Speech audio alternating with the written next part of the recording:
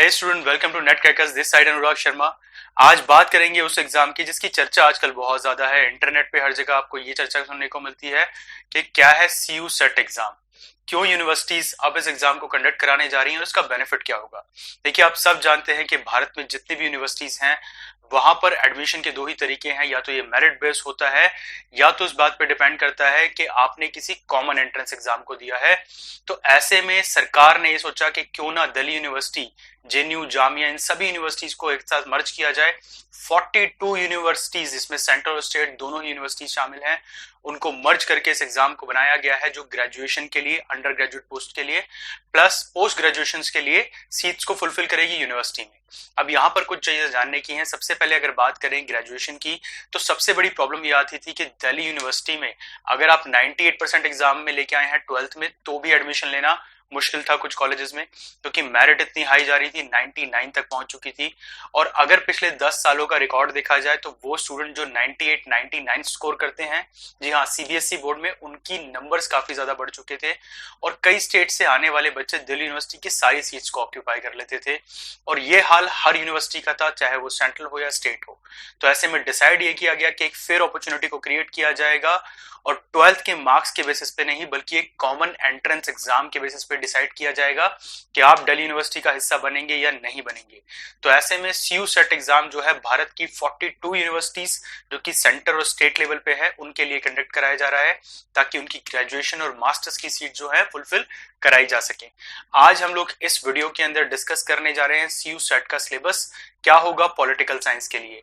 आप चैनल पे पहली बार आए हैं तो चैनल को सब्सक्राइब कीजिए, वीडियो पसंद आए तो लाइक कीजिए, शेयर करना ना भूलिए, और साथ ही हमारे टेलीग्राम और इंस्टाग्राम के साथ जुड़े रहिए। तो आइए स्टूडेंट स्टार्ट करते हैं सीयू सेट के सिलेबस के साथ। तो स्टूडेंट, सीयू सेट का सिलेबस जो है वो 18 यूनिट्स के अंदर बांटा गया है। हम कह सकते हैं 18 पार्ट्स के लिए बांटा गया है अगर आप पॉलिटिकल साइंस के लिए एग्जाम दे रहे हैं। पर एक बड़ा फायदा ये होगा कि अगर आप जेएनयू में एडमिशन लेना चाहते थे तो पहले 3 अलग अलग तरह की स्ट्रीम्स थी, MA in politics, MA in political science and MA in area studies.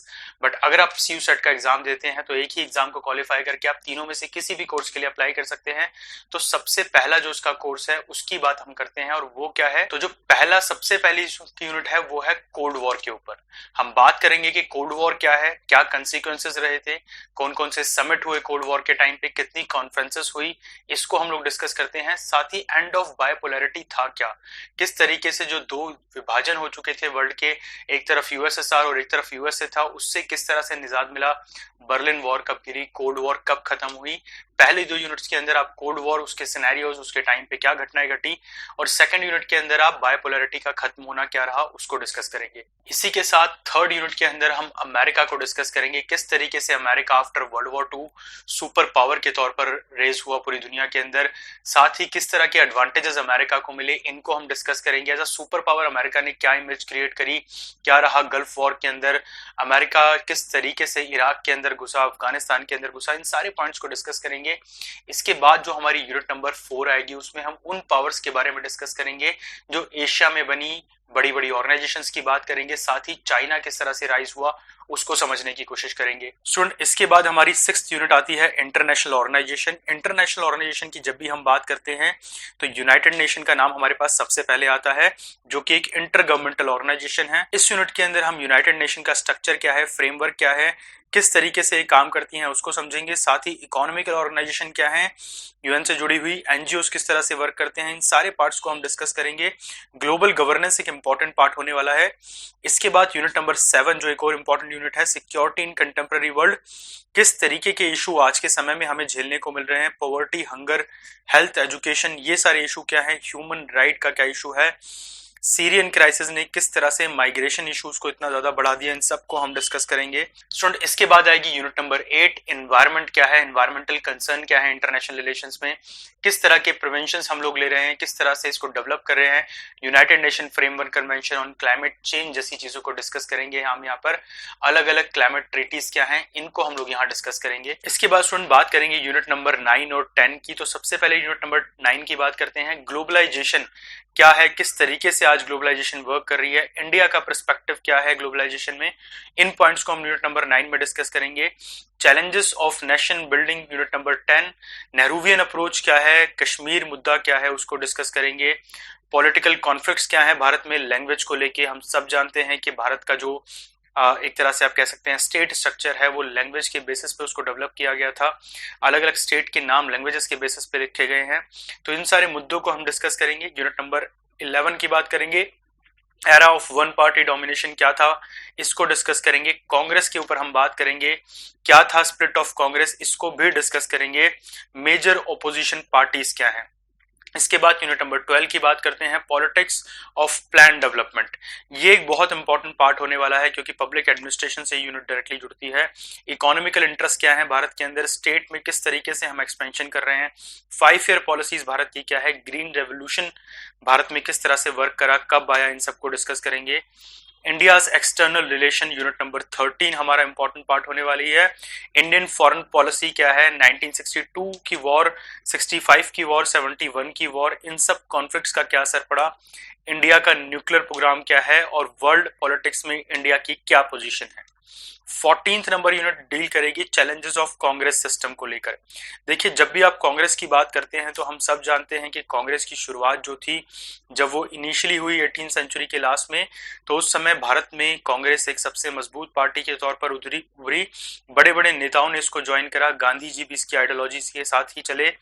पर आज के समय कांग्रेस का डिक्लाइन किस तरह से रहा उसको समझेंगे। 1971 के समय किस तरीके से कांग्रेस गरीबी हटाओ के नारे से आगे बढ़ी, इन सब पॉइंट्स को समझेंगे। यूनिट नंबर 15 डील करने वाली है क्राइसिस ऑफ डेमोक्रेटिक ऑर्डर क्या है। अलग अलग पॉइंट्स को हम डिस्कस करने वाले हैं यहाँ पर।